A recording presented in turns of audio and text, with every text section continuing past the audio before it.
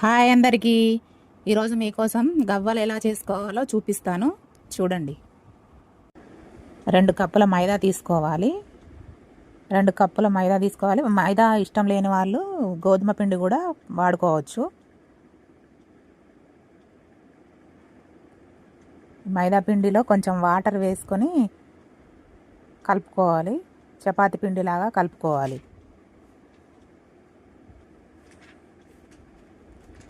చపాతీ పిండిలా కలుపుకొని ఒక 10 నిమిషాలు పక్కన పెట్టాలి. కొంచెం దానిపైన ఆయిల్ రాసుకొని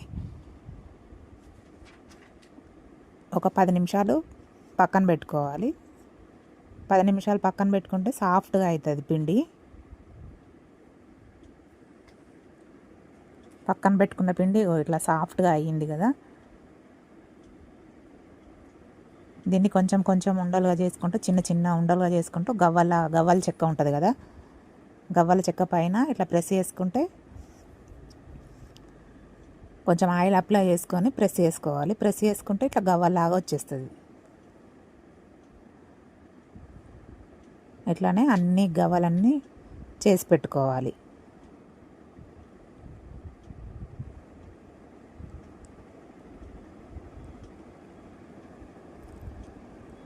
ఇట్లానే అన్ని గవ్వలు చేసి పెట్టుకొని కడాయిలో ఆయిల్ పోసుకొని గవ్వలన్నింటినీ లో ఫ్లేమ్లో పెట్టుకొని డీప్ ఫ్రై చేసుకోవాలి.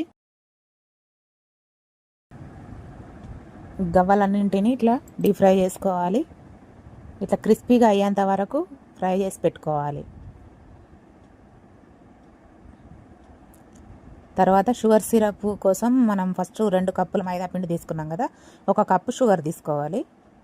1 కప్పు షుగర్లో కొంచెం వాటర్ వేసి కలుపుకొని షుగర్ సిరప్ రెడీ చేసుకోవాలి. పాకం వచ్చేంత వరకు కలుపుకొని ఇట్లా పాకం వచ్చిన తర్వాత ఇందులో కొంచెం ఇట్లా వాటర్ తీసుకొని షుగర్ సిరప్ దాంట్లో వేసి ఇట్లా రౌండ్గా బాల్ లాగా వచ్చేంత వరకు చెక్ చేసుకోవాలి పాకం వచ్చిందని.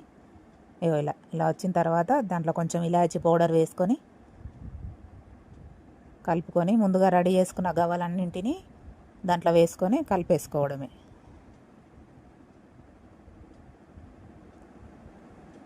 కలుపుకొని ఇట్లా వైట్గా అయింది కదా, షుగర్ సిరప్ అంతా గవ్వలకు పట్టుకునేంత వరకు ఫ్రై చేసుకోవాలి.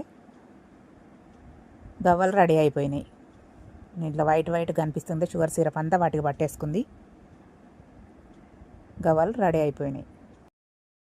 ఇలాంటి మంచి మంచి వీడియోలు ఇంకా చూడాలనుకుంటే చలో శైలుతో సబ్స్క్రైబ్ చేసుకోండి.